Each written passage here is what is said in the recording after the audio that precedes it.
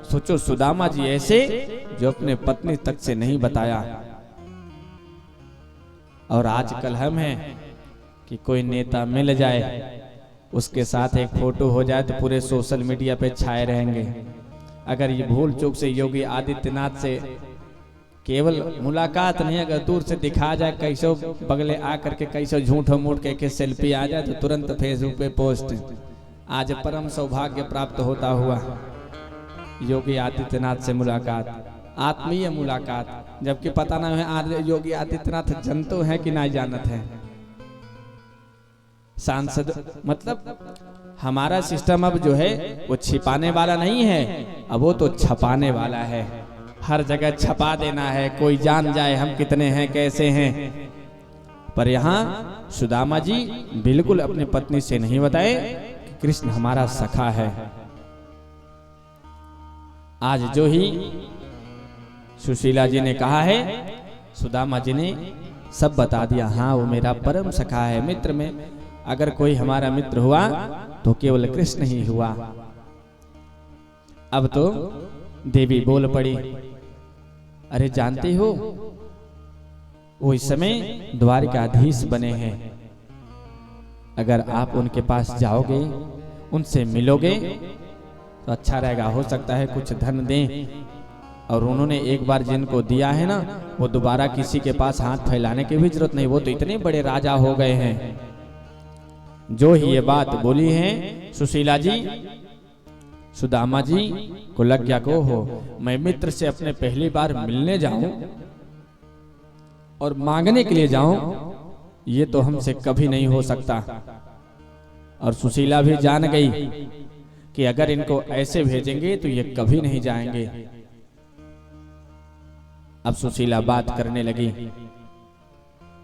क्या आपका मित्र से कभी मिलने का मन नहीं करता? सुदामा जी की आंखों में आंसू आ गया। ऐसी बात नहीं है देवी, मिलना तो मैं हमेशा चाहता हूं। मेरे मन में हमेशा उत्कंठा ये जगी रही कि मैं उनसे मिलूंगा, पर मेरे मन में यही आता है कि पता नहीं अब कैसे होंगे, कहां होंगे, मुझे पहचान भी पाएंगे कि नहीं पहचान पाएंगे। इतने बड़े राजा हो गए हैं वो, इसलिए मैं अपने मन को रोक करके अपने पास रख लेता ठीक नहीं है। पर देवी आज तो तूने कही है ना, तो सच में मेरा मिलने का मन कर रहा है, पर मैं कैसे जाऊं? अरे बोले, अरे आपको तो बिल्कुल जाना चाहिए, आपके मित्र हैं तो। बोले मित्र के पास जाऊं और खाली हाथ चले जाऊं, ये भी ठीक नहीं है। सुशीला ने कहा, आप बिल्कुल निश्चिंत रहिए, हम उसकी व्यवस्था करते हैं। सुशीला गई, 4 घर से 4 मुट्ठी चावल मांग करके ले करके आई और सुदामा जी को दे दिया है। इतना गरीबी है कि बताओ, चावल देने तक लिए कपड़ा तक नहीं है। कपड़े को दोहर तेहर करके 4 फर्द में करके चावल बांध करके आज सुदामा को दे दिया। और जैसे ही सुदामा को दिया तो बोल पड़ी सुशीला जी कि मेरा ये भेंट देना और मेरा थोड़ा संदेश भी एक कह देना उनसे ये मेरा संदेश कहना कि 1 मास द्वैपाख में 2 एकादशी हो। 1 मास द्वैपाख में 2 एकादशी हो। सो प्रभु दीन दयाल ते नित प्रतिदिनी मोहि नित प्रतिदिनी मोहि। कन्हैया से कहना कि 1 मास 2 पाख में 1 महीने में 2 पक्ष होता है। 15 दिन का कृष्ण पक्ष और 15 दिन का शुक्ल पक्ष, और दोनों पक्ष में एक एकादशी। सो 2 पक्ष में 2 एकादशी। लेकिन मेरा संदेश कहना कि सब तो 2 एकादशी रखते हैं, पर मेरे बालक प्रतिदिन एकादशी रखते हैं। घर में एक अन्न तक नहीं है कि जो मैं बालकों को दूं कुछ।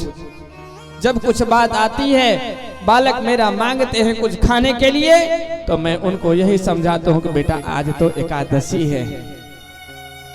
मेरे पास कुछ रहता नहीं कि मैं अपने बालकों के उदर को क्षुधा को तृप्ति कर सकूं।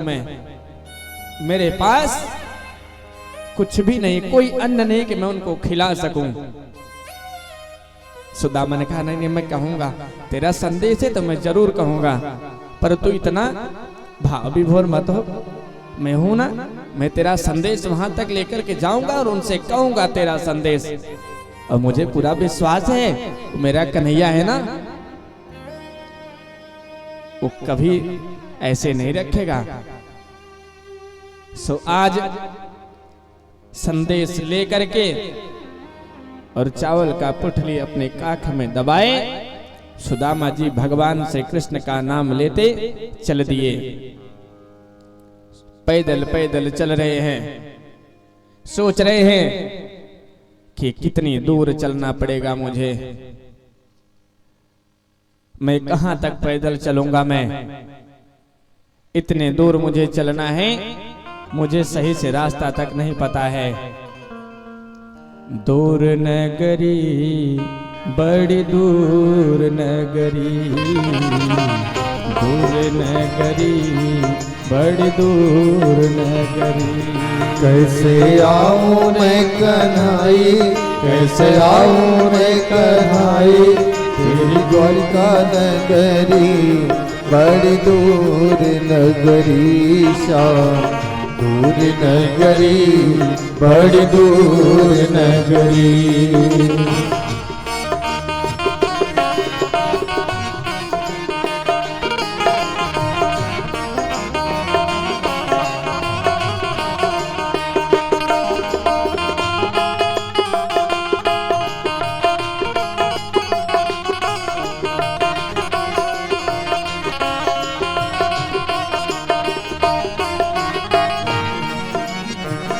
रात में आऊं कान्हा, डर मोह लागे।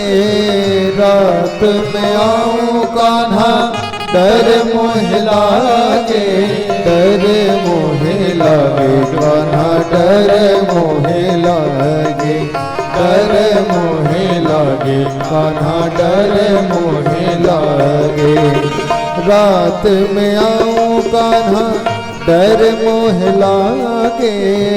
रात में आऊं कान्हा, डर मोह लागे।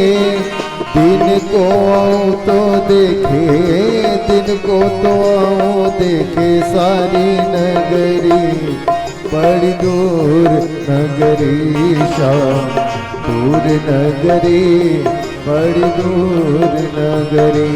कैसे आऊं मैं कन्हाई, कैसे आऊं मैं कन्हाई, तेरी द्वारिका नगरी, बड़ी दूर नगरी।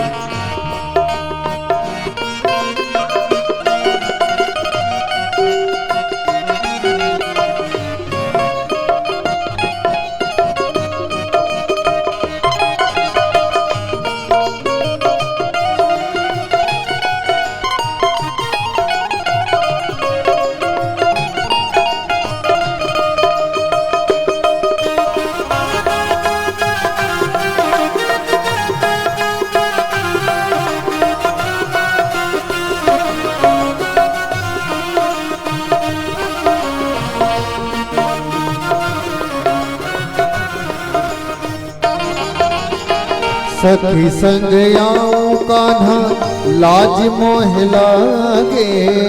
सखी संग आऊं कान्हा, लाज मोह लागे।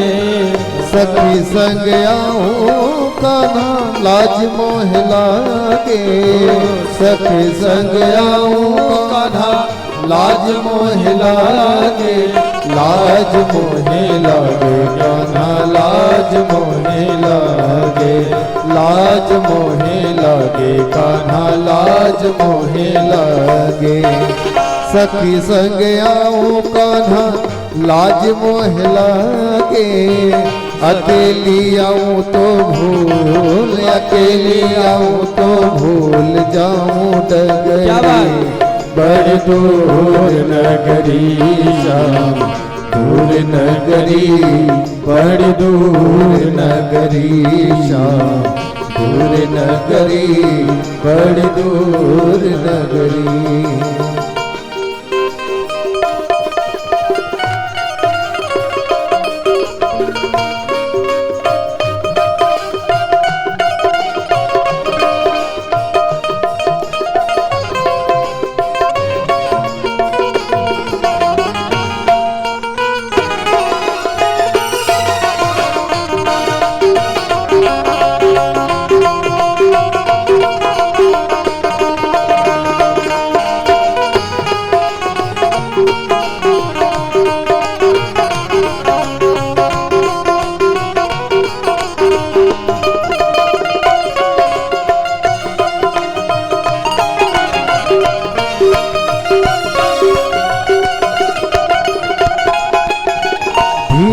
चलूं तो कान्हा कमर मोर लचके धीरे चलूं तो कान्हा कमर मोर लचके कमर मोर लचके कमर मोर लचके कमर मोर लचके कमर मोर लचके धीरे चलूं तो कान्हा कमर मोर लचके धीरे चलूं तो कान्हा कमर मोर लचके जल्दी चलूं तो छल जल्दी चलूं तो छल काए नगरी बड़ी दूर नगरी दूर नगरी बड़ी दूर नगरी दूर नगरी बड़ी दूर नगरी कैसे आऊं मैं कन्हाई कैसे आऊं मैं कन्हाई तेरी द्वारका नगरी बड़ी दूर नगरी दूर नगरी बड़ी दूर नगरी दूर नगरी बड़ी दूर नगरी कैसे आऊं मैं कन्हाई कैसे आऊं मैं कन्हाई तेरी द्वारका नगरी बड़ी दूर नगरी दूर नगरी बड़ी दूर नगरी दूर नगरी बड़ी दूर नगरी। आज भगवान का नाम लेते लेते चले जा रहे हैं सुदामा जी। सुदामा जी आज मानो थक गए हों और जैसे ही आज सुदामा जी थोड़े थके सोचे थोड़ा विश्राम कर लें फिर आगे की रास्ता तय करेंगे। जैसे ही सुदामा जी आज विश्राम के लिए थोड़े से बैठे उनकी नींद लग गई और जैसे ही नींद लगी ठाकुर जी ने कृपा कर दी। ये तो चाहते हैं कि कोई थोड़ा कदम बढ़ाए तो मैं बार बार कहूं ना ये स्वयं कहते हैं जो तो आवे एक पग तो मैं आऊं साथ। जो तू हमारे लिए एक कदम भी अगर चलेगा तो मैं अपनी तरफ से 60 कदम चलूंगा आपके लिए। आज वही कदम बढ़ा दिया है भगवान जी ने। सुदामा जी को निद्रा लगी, भगवान ने कृपा कर दी, सीधा द्वारिकापुरी में ही पहुंचा दिया। जो सुदामा की नींद खुली तो सुदामा ने देखा और अचंभित रह गए, अरे ये बड़े बड़े महल कैसे दिख रहे हैं हमें, हम कहाँ आ गए। सोच पथिकों से पूछा अरे मुझे द्वारिकापुरी जाना है। सो किधर से जाएं, कितना दूर है? पथिक हंसने लगा। अरे हंसो नहीं, सही बताओ मुझे, द्वारिकापुरी जाना है, कितना दूर है अभी? अरे आप द्वारिकापुरी में ही तो हैं, आप द्वारिकापुरी में ही हैं। जो बात सुनी कन्हैया, अरे हम द्वारिकापुरी में हैं। सुदामा जी सोचने लगे, अरे बड़े जल्दी हम आ गए। अच्छा, द्वारिकापुरी में जब हम आ गए हैं तो ये बताइए ना, हमारे कन्हैया का महल कौन सा है? ये हमारा कन्हैया कहाँ रहता है? पथी के बोल पड़ा, ये कौन है? अरे कन्हैया को तू नहीं जानता? नहीं नहीं, और कोई नाम हो तो बताओ।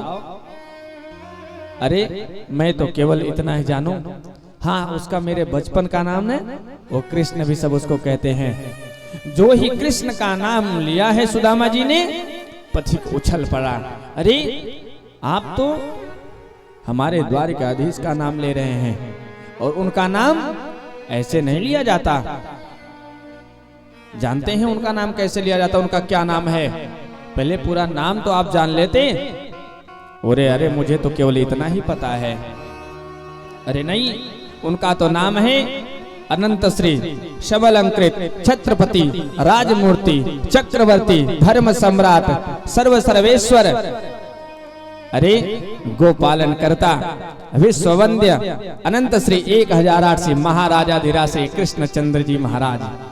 जो इतना नाम बड़ा बताया, सुदामा जी बोले, हम तो इतना बड़ा नाम बोल ही नहीं सकते भैया, हमारा तो बचपन से केवल एक ही आदत पड़ा है, सब कन्हैया कन्हैया कहते रहे, और अब तू बता रहा है तो केवल एक और नाम जानता हूँ, केवल कृष्ण, बाकी तो मैं और कोई नाम नहीं जानता। अच्छा जो भी हो, पर वो मिलेंगे कहाँ इस समय? किस महल में होंगे वो? पथिक ने कहा, ये जितना महल देख रहे हो ये सब उन्हीं का है, और वो हर महल में रहते हैं, उनका स्थान तो हर जगह है, कहाँ नहीं है वो? देश काल दिशि विदिशहु माही, देश काल दिशि विदिशहु माही, कहूँ सो कहाँ जहाँ प्रभु नहीं। ऐसा कौन सा जगह है जहां वो नहीं है? उनका तो महल ही पूरा, वो तो हर जगह है। अरे बोले, फिर भी उनसे मुलाकात करने के लिए कोई विशेष जगह तो होगा। पथिक ने दिखा दिया एक महल जो सबसे बड़ा दिखाई दे रहा है, वो महल कोई और नहीं, वो रुक्मिणी जी का महल है। सुदामा जी पहुंच गए महल के पास, और जैसे ही महल के पास पहुंचे, उनका ऐसा स्वरूप देख करके कोई उनको अंदर तक नहीं जाने दे रहा।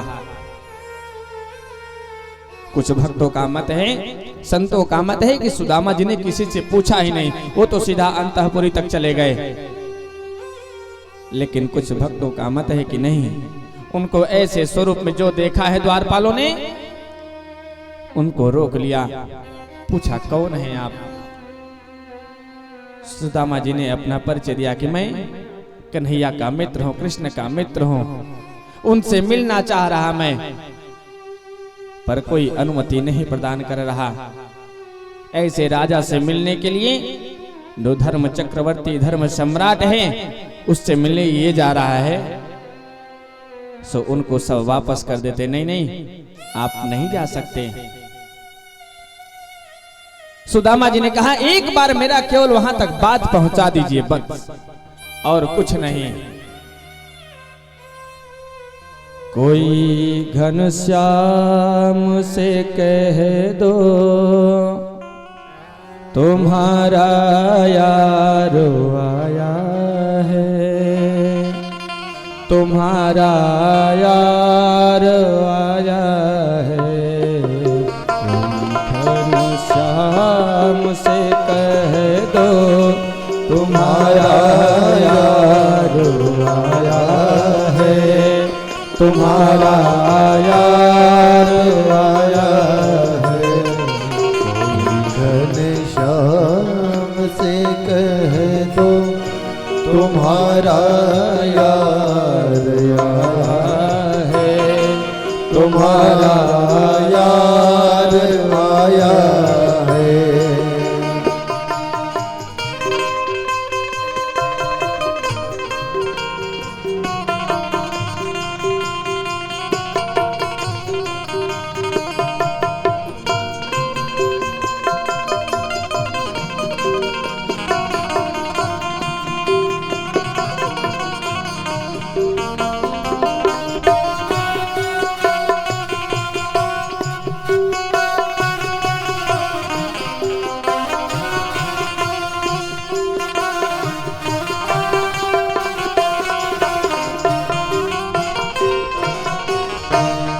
सुदामा नाम है मेरा, सखा घनश्याम है मेरा। सुदामा नाम है मेरा, सखा घनश्याम है मेरा।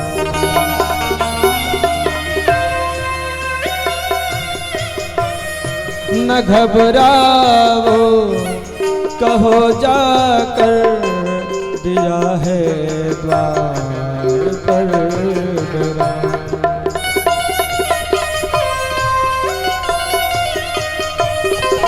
रहे साथ कुछ दिन तो, रहे साथ कुछ दिन तो, वही अधिकार लाया है, वही अधिकार लाया है। घनश्याम से कह दो तुम्हारा यार आया है, तुम्हारा यार आया है। घनश्याम से कह दो तुम्हारा यार आया है, तुम्हारा यार आया है।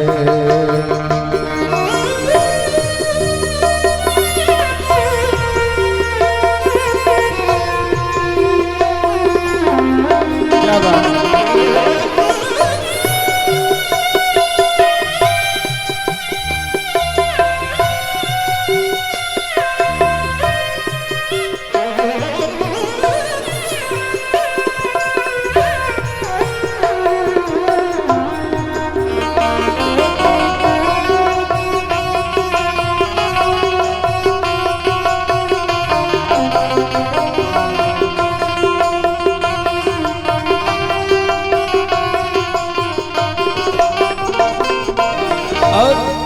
हुई दुर्बल ये तन मेरा, पड़े हैं पाँव में छाले। हुई दुर्बल ये तन मेरा, पड़े हैं पाँव में छाले। निहारो को आया है, अरे वो द्वार का मारा। निहारो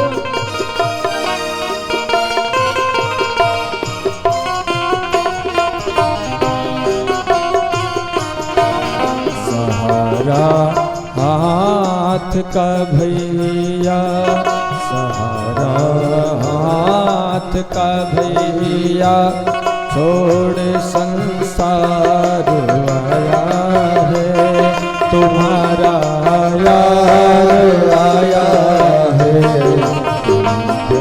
घनश्याम से कह दो तुम्हारा यार आया है, तुम्हारा यार आया है, तुम्हारा यार आया है, तुम्हारा यार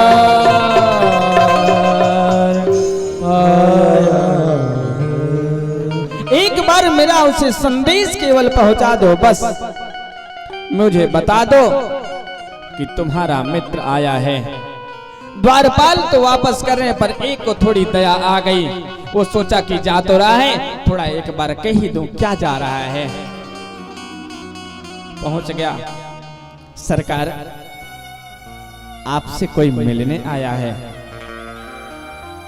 तो क्या बात है, मिलने आया है तो सब हमेशा आते रहते हैं। सरकार, आते तो रहते हैं, लेकिन ये अवधूत बहुत अलग है। अच्छा, हाँ प्रभु, ये तो एकदम से अलग दिख रहा है। ये कौन है, क्या नाम है उसका? ऐसा उसमें क्या है कि जो सबसे अलग है? अब जो है द्वारपाल बोल पड़ा कि अगर आप पूछ रहे हैं सरकार, तो उसके स्वरूप को भी बताते हैं और उसके नाम को भी बताते हैं आपको। शीस पगाना झगातन पे प्रभु जाने को वाही बस के ही ग्रामा।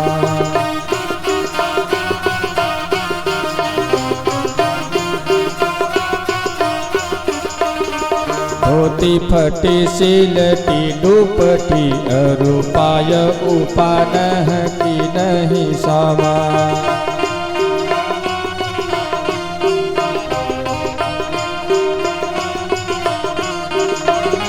द्वार खड़ो द्विज दुर्बल एक, द्वार खड़ो द्विज दुर्बल एक, चकिसो वसुधा तो दाय विरामा। पूछत दीन दयाल को धाम, बतावत आपनो नाम सुदामा। पूछत दीन दयाल को धाम, बतावत आपन नाम सुदामा। पूछत दीन दयाल को धाम, बतावत आपनो नाम। जो ही बताया कि अरे उसका स्वरूप ऐसा है, और वो अपना नाम सुदामा बता रहा है। केवल नाम सुनना था भगवान जी को, बस सिंहासन से भगवान उठे और कहीं उनका पीताम्बर तो कहीं खड़ा हो, तो सब छोड़ करके भगवान आज दौड़ पड़े। और जैसे ही भगवान दौड़े तो भगवान आज बिना चरण पादुका के दौड़ते दौड़ते सातों फाटक आज भगवान ने पार कर दिया। और पार करके जैसे ही अब आगे बढ़ रहे हैं, यहाँ सुदामा के मन में आ रहा है, पता नहीं संदेश सुनने के बाद भगवान ने क्या सोचा होगा, कन्हैया ने क्या सोचा होगा, पहचान पाया या नहीं पहचान पाया। इतने दिन बाद चल रहे हैं, भूल गए होंगे। बचपन की मित्रता है, आज याद भी होगी कि नहीं याद होगी, मन में अनेक भावनाएं चल रहे हैं। तब तक तो भगवान सीधा बाहर आ गए आज। और जैसे ही आज भगवान बाहर निकले, सुदामा को देखते ही भगवान ने अपने अंक में हृदय से भर लिया, उनको गले से लगा लिया। जो ही आज भगवान ने गले से लगाया है, दोनों के अश्रुधार बह चले। आज मानो जो तीनों लोकों का स्वामी हो, जो अखंड ब्रह्मांड नायक हो, जो 14 भुवन का स्वामी हो, वो अपने मित्र के लिए आंसू बहा रहा हो। रोए जा रहे हैं, इतना रोए जा रहे हैं कि मानो आज सुदामा का पूरा अंग भीग गया हो भगवान के केवल आंसू से। सुदामा जी पकड़ के भी खूब रोए जा रहे हैं, इतने दिन बाद अपने मित्र से मिले हैं। सुदामा जी को पकड़ करके महल के भीतर लेकर के आए, महल में लेकर के आए हैं भगवान जी, और उनको सिंहासन पर बैठाया है अपने। सब यही सोच रहे हैं, ऐसा तो कभी नहीं हुआ। इतने बड़े बड़े ऋषि मुनि महात्मा संत पधारे, देवता तक पधारे, ब्रह्मा जी तक इस महल में पधारे, शिव जी आए, अरे स्वर्ग के राजा इंद्र तक यहाँ आए, पर कभी भगवान इस प्रकार से सरकार कभी दौड़ करके नहीं गए। ये कैसा अवधूत है जिसके लिए अपना सब कुछ त्याग करके दौड़ पड़े हैं ये, और इनको महल में इतने आदर के साथ, इतने सम्मान के साथ, प्रेम के साथ इनको लेकर के आ रहे हैं और इनको सिंहासन पर बैठाए हैं। ऐसा कौन है? भगवान आज स्वयं सुदामा के चरण में आज बैठ गए। अब सुदामा जी को सिंहासन पे बैठाए हैं तो सुदामा जी सिंहासन में चिपके जा रहे हैं, चिपके जा रहे हैं। उनको लग रहा है कि मेरा शरीर इतना गंदा हुआ, इतना कपड़ा मेरा गंदा लग रहा है कि कहीं सिंहासन ना इनका गंदा हो जाए। सुदामा जी अपने आप को बार बार छिपाए जा रहे हैं उस सिंहासन पे। भगवान ने कह दिया, अरे मित्र सही से बैठो ना, अच्छे से बैठो, बढ़िया से। लक्ष्मी जी भी सोच रही हैं, इस अवधूत का कितना परम सौभाग्य, ये ऐसा है कौन जिसके लिए इतनी आतुरता से बैठे हैं, अपने सिंहासन पे बैठा करके और अपने इनके चरण में बैठे हैं। भगवान जी समझ गए रुक्मिणी के बात को और उनको तुरंत आदेश किया कि देवी आप जाओ और जल लेकर के आओ, इनके चरण पखारना है। आज देवी जी स्वयं गई हैं जल लाने के लिए, और जैसे ही वो जल लाने गई हैं तो ठाकुर जी कन्हैया जी सुदामा के चरण को पकड़ लिया अब, और चरण पकड़ करके चरण को झाड़ने लगे। देख रहे हैं सुदामा के चरणों की हालत, तो भगवान मानो आज देखिए, एक तो रोना होता है और एक तो विकल होकर के रोना होता है। एक तो आंसू बहा देना और दूसरा विकल के खुल करके रोना, बहुत अंतर है। आज भगवान ऐसे ही रो रहे हो मानो। देख रहे हैं सुदामा के चरण को सुदामा का चरण ऐसा हुआ है कि चलते चलते मानो पूरे फफोले पड़ गए हों, चरण में आज पूरा छलका पड़ गया हो, और उस छलके में पूरे के पूरे रज के कण भर गए हों, और ऐसा कण जो मानो सुदामा जी को भयंकर दर्द दे रहा हो। भगवान अपने हाथ से सुदामा के चरण को झाड़े जा रहे हैं, और कुछ तो ऐसे कण हैं ना जो उन फफोलों में ही चपक गए हैं एकदम, और जैसे ही उनको निकालने की कोशिश करते सुदामा जी उछल पड़ते। इतना भयंकर आज उनको पीड़ा हो रहा है। भगवान आज रोने लगे सुदामा को देख करके, मित्र मेरे कारण तो बड़ा दुख पाया है, यहां अभी जल लेकर के नहीं आई रुक्मिणी जी। और भगवान ने ऐसी जब हालत देखी तो भगवान ने अपने नेत्रों से ही सुदामा के चरण को आज धुल दिया। ऐसे बेहाल बेवाई न सोपग कंटक लाग लगे पुनि जोए।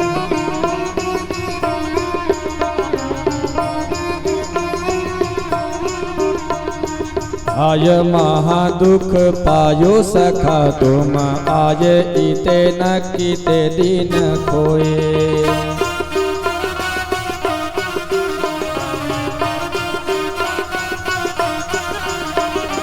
देखी सुदामा की दीन दशा, देखी सुदामा की दीन दशा, करुणा करी के करुणा निधि रोए। पानी परात को हाथ छुयो नहीं, नैनन के जल से पग धोयो। पानी परात को हाथ छुयो नहीं, नैनन के जल से पग धोयो। आप भगवान ने अगर रुक्मिणी जल लेकर के आई तो उनका स्पर्श तक नहीं किया, और भगवान ने ही अपने नेत्रों से गंगा यमुना की धार को आज बहा दिया। और भगवान के आहा जैसे ही नेत्रों से गंगा यमुना बही तो मानो सुदामा का पूरा आज चरण धुल गया हो। मानो कह रहे हो कि गर्म करने में थोड़ा समय लगेगा, इतना फफोला पड़ा हुआ है तो थोड़ा गर्म पानी से धोना पड़ेगा। इसलिए आंसुओं का बूंद जो सुदामा जी इसी लायक है, ये तो जल से धोने लायक इनके पैर नहीं हैं, इसलिए अपने नेत्र से गंगा यमुना प्रकट कर दिया और मानो पूरे गर्म गर्म जल से सुदामा के चरण को आज भगवान ने धुल दिया हो।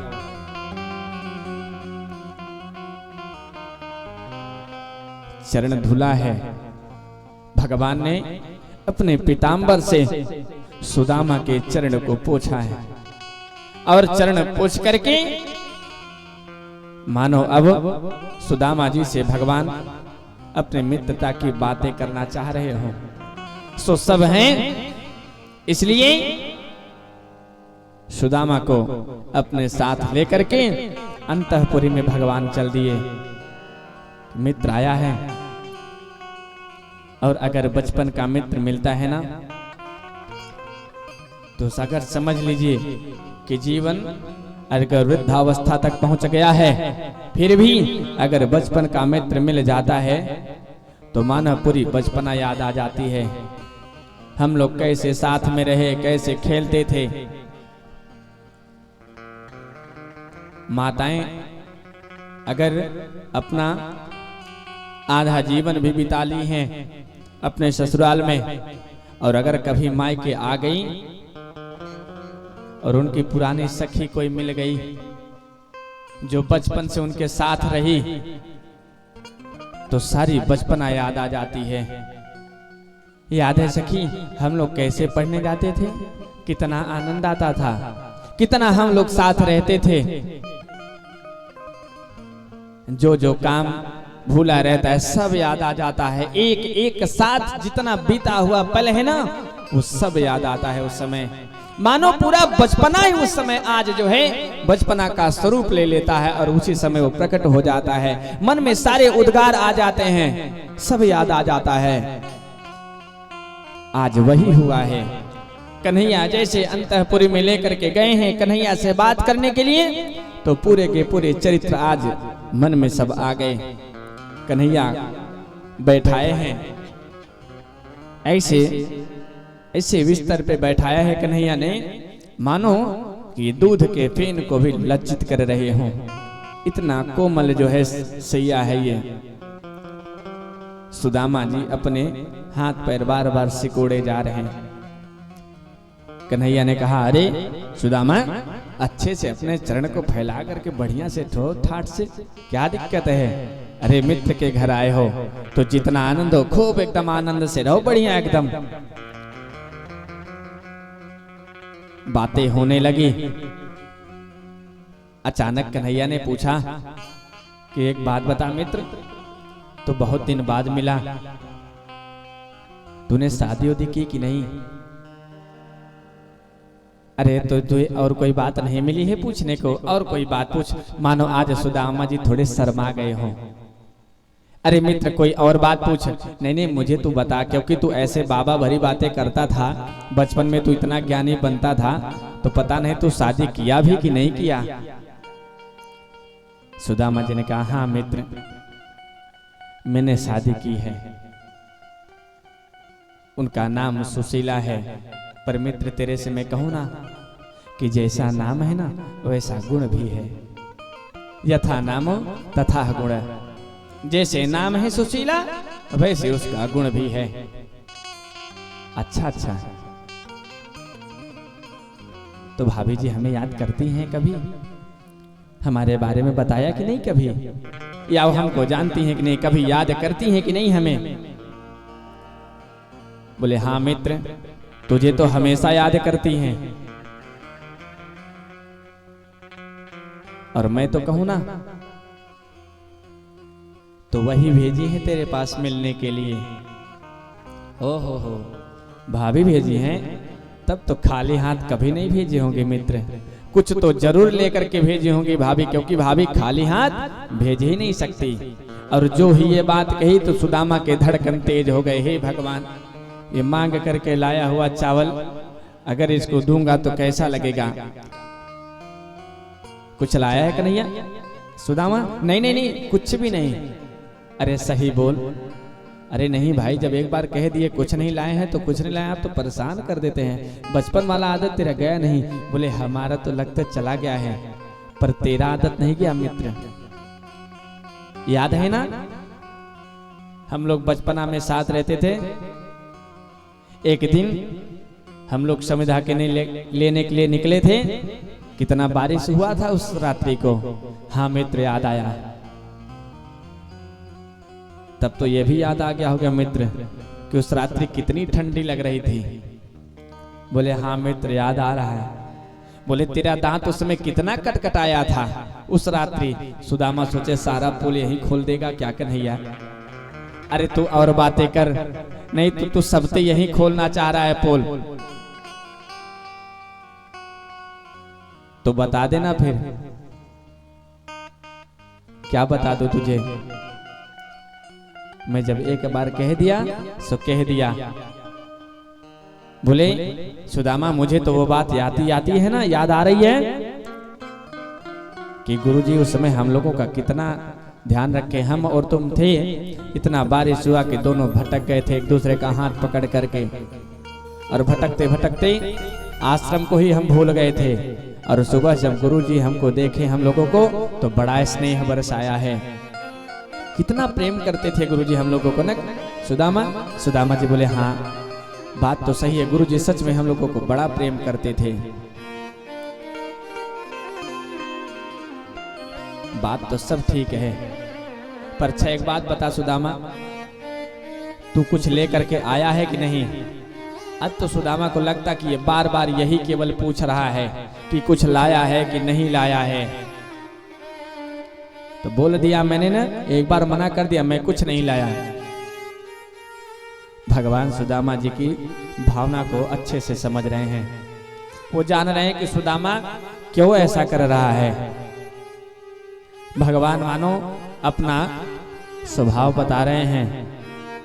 पत्रम पुष्पम फलम तोयम यो मे भक्त्या प्रयच्छति तदहम भक्तो प्रहतस मस्नामि प्रयतात्मनः।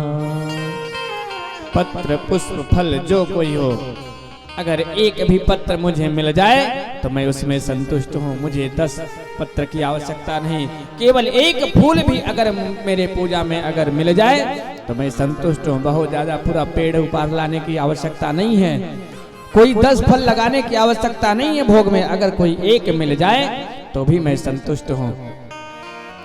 और फिर भी सदा सुदामा तू मेरे से छिपाए जा रहा है। भगवान को लग गया कि ऐसे सुदामा देने वाला नहीं है। और सुदामा जो ही पूछे भगवान कि कुछ लाए हो तो बार बार हाथ दबाए चले जाए, काख में छिपाए चले जाए।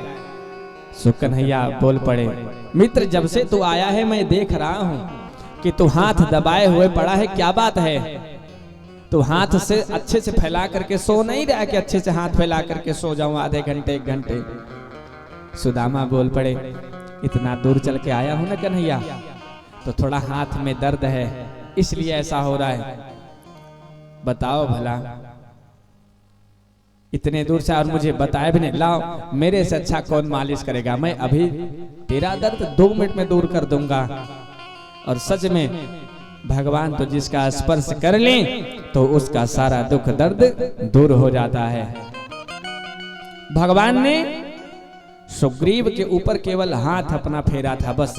जब बाली से युद्ध करके सुग्रीव इतना चोटिल होकर के आया, जो ही भगवान के पास आया तो राघव जी ने केवल हाथ रख दिया सुग्रीव के ऊपर बस।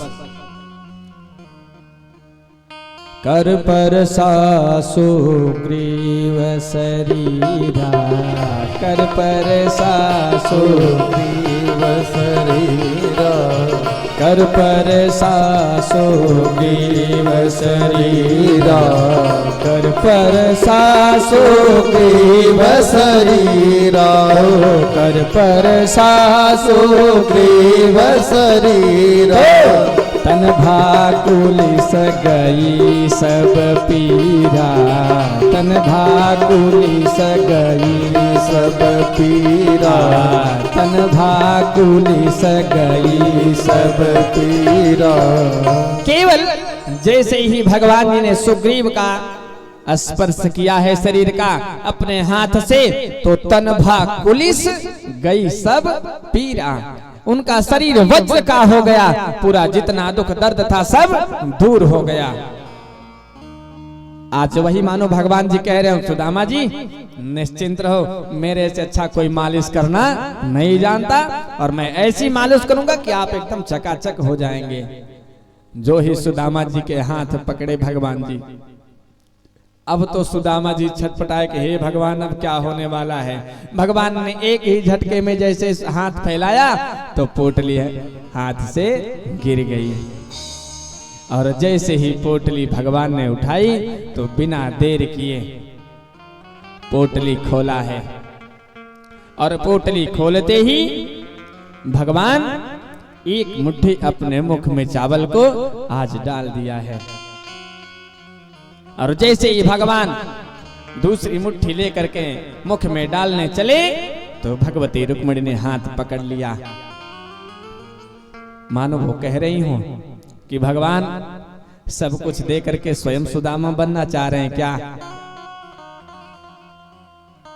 या ये कहना चाह रहे हो रुक्मिणी मैया कि चावल थोड़ा कच्चा है प्रभु, पेट खराब हो जाएगा, और आपके इतने बड़े परिवार हैं तो ये संत का प्रसाद है, ब्राह्मण का प्रसाद है, तो एक एक दाने सब तक पहुंच जाए। आपका इतना बड़ा परिवार है कि पहुंचने में भी तो समय लग जाएगा।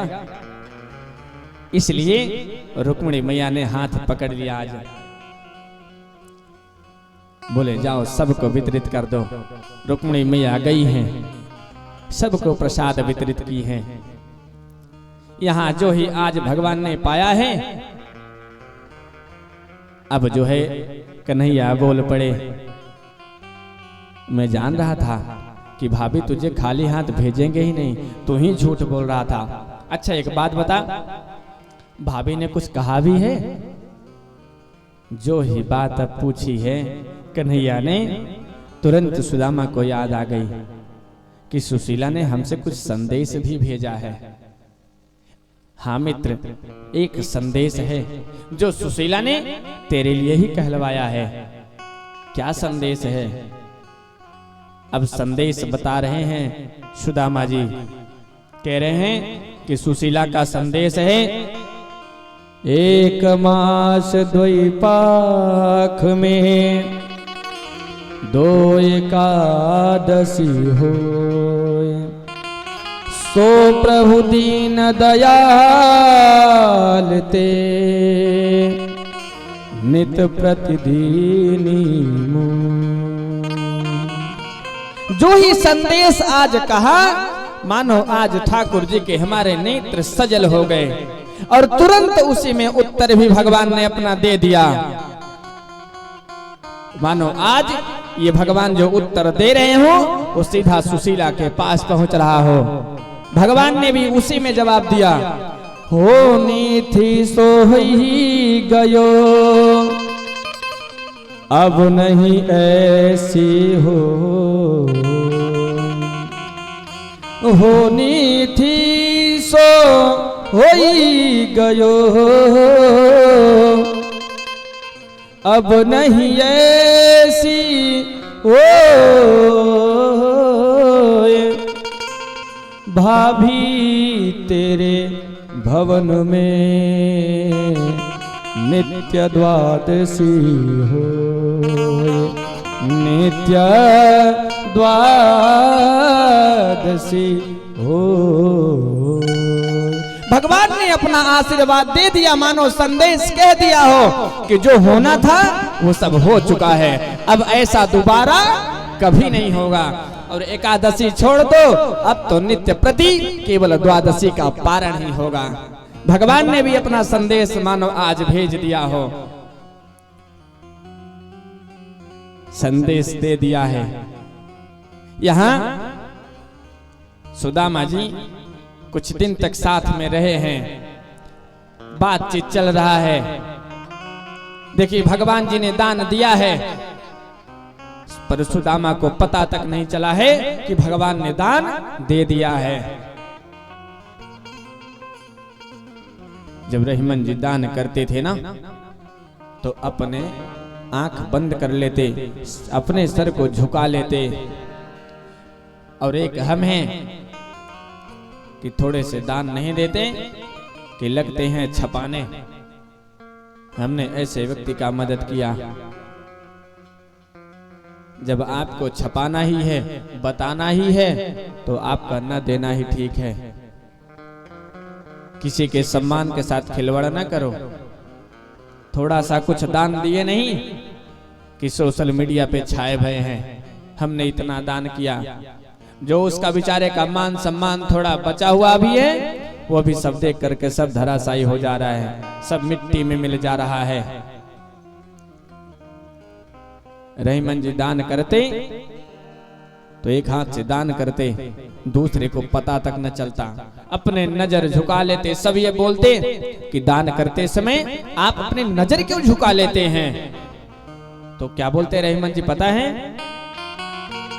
देनहार कोई और है, भेजत है दिन रैन।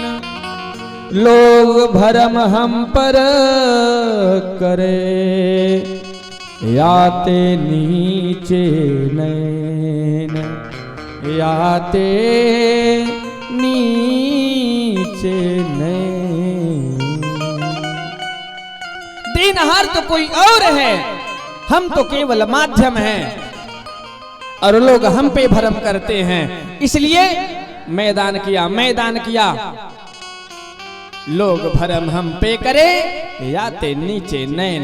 इसलिए न मेरा है न मैं दे रहा हूं, इसलिए मैं उस दान को देखना भी पसंद नहीं करता।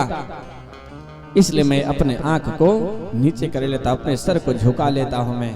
अब भगवान जी ने भी आज यही किया, दान दे दिया, पर सुदामा को पता नहीं चला कि दान दे दिया है भगवान जी ने।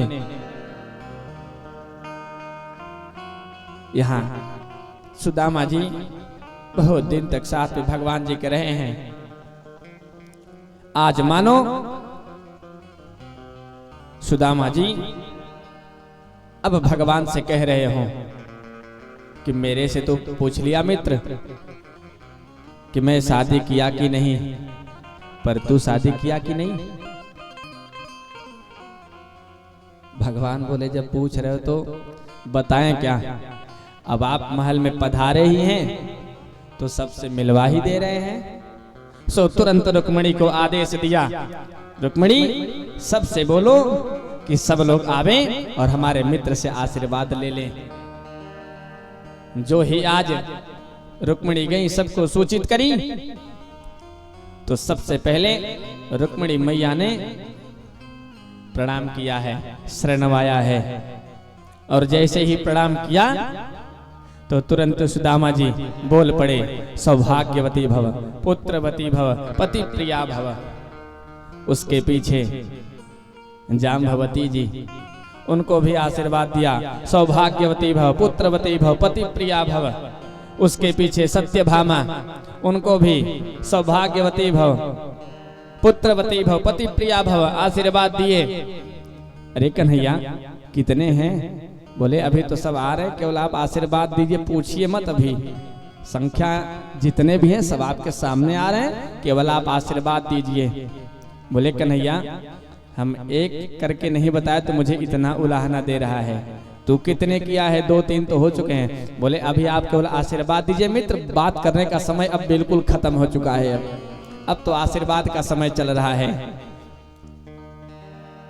8 रानियां धीरे धीरे 150 संख्या बढ़ते चला गया। जैसे ही 200 पहुंचे तो अब तो सुदामा जी सौभाग्यवती भव, पुत्रवती भव, पति प्रिया भव भूल गए। अब तो केवल केवल भव भव भव भव लगाए आशीर्वाद दिए जा रहे हैं। सुदामा जी के हाथ पकड़ लिया आशीर्वाद देते देते। बोले अरे मित्र कितना हो? बोले अभी बोले ना बात कम करना है, केवल आशीर्वाद देना है। संख्या 5000 तक पहुंच गई। सुदामा जी का गला तक बैठ गया, भाव भी बंद हो गया। अब तो केवल हाथ पटक रहे हैं, दे रहे हैं आशीर्वाद बस। बोले मित्र अब मैं ज्यादा नहीं कर पाऊंगा, बता दे पहले संख्या कितनी है, तब तो मैं कुछ सोचूंगा, नहीं तो मैं मेरा तो हाथ पांव सब जकड़ लेगा। कन्हैया बोले हो गया? अरे अभी तो आधे भी नहीं आए हैं। बोले आधे नहीं आए हैं? कितने हैं? बोले 16,108 रानियां हैं। जो ही सुना है सुदामा जी तो आसन छोड़ करके खड़े हो गए। हे भैया हमसे तो नहीं हो पाएगा ही। बोले अब ये बात तो गलत हो गई मित्र, आधे लोग आशीर्वाद पाए हैं, आपके जाने के बाद हमारी क्या हालत होगी ये आपको को नहीं पता है। हाँ, और माताएं अगर आशीर्वाद लेने में पीछे हो गए तो समझ लीजिए पंडितों जी के खैर ना आइबा। हाँ, जो ने अगर आशीर्वाद देते हैं तो एक भाव से सबके, चाहे पंडित जी खड़ा होकर सूख जाए वहां चले, पर आशीर्वाद सबके चाहे। हाँ, माताएं आशीर्वाद देने बहुत आगे हैं। लागे कि पूरा पुण्य अकेले वहां कह ले के बैठ जाए, जितना पंडित जी लेके चला हुए अपने घरे से, मौका तो थोड़ा मिल जाए बस। इसलिए कन्हैया बोले हम नहीं चक्कर में पड़ने वाले, आप ही समझिए फिर मित्र। हम तो कह देंगे कि सब पंडित जी जाने, सुदामा जी जाने, तो समझ लीजिए कि आज आप नहीं बच पाएंगे इसके बाद। बोले कन्हैया इसका तो एक ही उपाय है कि सबका पति तू है तो तू ही आ जा, और मैं तुझे ही आशीर्वाद दे दूं तो सब तक ही आशीर्वाद पहुंच जाएगा। और कन्हैया ने यही किया। जैसे ही आज सुदामा जी को सर नवाया है, सुदामा जी ने उनको ही सब आशीर्वाद प्रदान कर दिया। बोले ये ठीक है मित्र। आशीर्वाद दे करके आज जो है सुदामा जी चलना चाह रहे हो, और भगवान भी अब नहीं रोकते कि हाँ ठीक रहेगा। सुदामा जी चलना तो चाह रहे हैं, पर उनके मन में एक ही बात आ रहा है कि कुछ जिस काम के लिए आ रहे कुछ मिला जुला है नहीं। और वहां जाने पे सुशीला भी हमसे पूछेगी क्या मिला क्या नहीं, तो क्या ही बोलेंगे। तो बार बार देखो चलने का ये तरीका है। देखो जैसे अगर किसी घर से निकलना है और विदाई मान लो भूल गया हो, नहीं दिया हो, तो बार बार कहेंगे तब चले भैया तब, तो कहेगा हाँ हाँ, हो सकता है लास्ट में याद आ जाए कि हाँ दक्षिणा नहीं दी है अभी पंडित जी को। ये इशारे से कहा जाता है। एक मैया ने एक संत को निमंत्रण दिया भोजन कराने के लिए। संत जी भोजन करने के लिए पधारे और मैया ने एकदम दिव्य व्यंजन बनाया। हाँ, सब 56 प्रकार के भोजन बना करके और मैया ने परोस दिया पंडित जी को। पंडित जी सब भोजन पाए, मैया तो सब दे दी, पर पापड़ देना भूल गई। और पंडित जी का तो दिमाग केवल पापड़ पे लगा रहे, सब तो मिल गया है लेकिन पापड़ जो है नहीं मिला है। अच्छा, हमारी एक आदत भी है कि हमको करोड़ों की चीज मिल जाए और एक ना मिले तो एक वाली करोड़ों की बनती है, और जो मिली है वो एक की रह जाती है। अब पंडित जी का ध्यान तो केवल पापड़ पे कि सब तो मिला पापड़ नहीं। अब वो कैसे मांगे? उन्होंने युक्ति लगाई। बोले मैया आज तो हम बच गए, नहीं तो हम सच में आज तो रास्ते में आ रहे थे ना तभी मारे गए होते। अरे क्या हो गया पंडित जी? अरे अब क्या ही बताएं मैया आपसे, हम जो रास्ते में सर्प मिला था अगर वो डंस लेता तो मेरे प्राण चले ही जाते। बड़े लंबे सर्प। मैया बोझ बैठी कितने लंबे होंगे पंडित जी? अरे अब क्या ही बताएं, अरे यहाँ से लेके आपके पापड़ इतना दूर लंबा था वो। अरे पापड़ देना तो भूल गए थे पंडित जी। अरे रुकिए, अरे हम पापड़ नहीं मांग रहे, सर्प की लंबाई बता रहे थे कि पापड़ इतनी दूर तक लंबाई थी उसकी। माता समझ गई कि पंडित जी को पापड़ भूल गए थे हम, तो ये मांगने का तरीका है, कहा भी नहीं और मिल भी जाए। तो सुदामा जी बार बार चलना चाह रहे हो तो बार बार कृष्ण जी से यही कहें तो चले मित्र तब?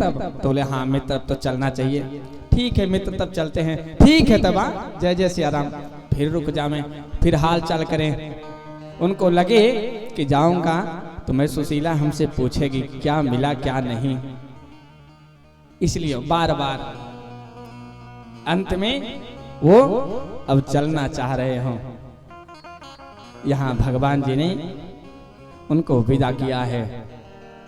पर आपसे कहूं, अगर सुदामा जी के मन में धन का लोभ होता, अगर उनको नहीं मिलता, तो भाई अगर जिनको लोभ रहता, अगर उनको नहीं मिलता तो क्रोध भी आ सकता है।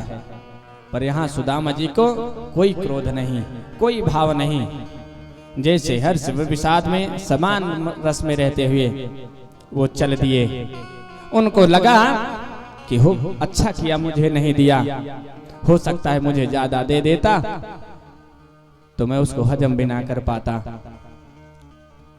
अच्छा किया है कन्हैया, कितना स्वागत किया, मित्र इतने दिन बाद मिला, इतना मेरा स्वागत किया। वही सब याद करते करते आज सुदामा जी अपने घर की तरफ चल दिए। अब यहाँ सुदामा जी आए हैं।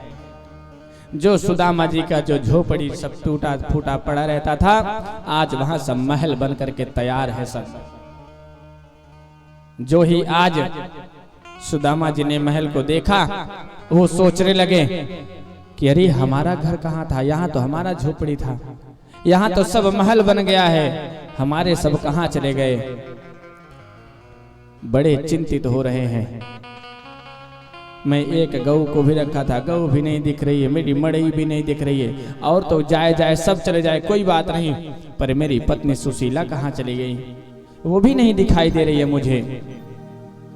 सुदामा जी मानो आज ढूंढ रहे हैं, बार बार उस महल के पास जावे और वापस चले आवे। ये दशा महल के द्वारपाल ने देख लिया है। और जैसे ही द्वारपाल ने देखा, सो जाकर के सुशीला मैया को सूचित किया, मैया एक पंडित जी बार बार आ रहे हैं और बार बार वापस होकर के यहाँ से जा रहे हैं। मैया सुशीला समझ गई, वो दौड़ करके आज नीचे आई हैं। और जैसे ही नीचे आई हैं, उन्होंने देखा कि ये तो हमारे पति परमेश्वर सुदामा जी हैं। आरती का थाल सजाया है, आरती उतारने के लिए चली हैं सोने की थाल लेकर के आरती में।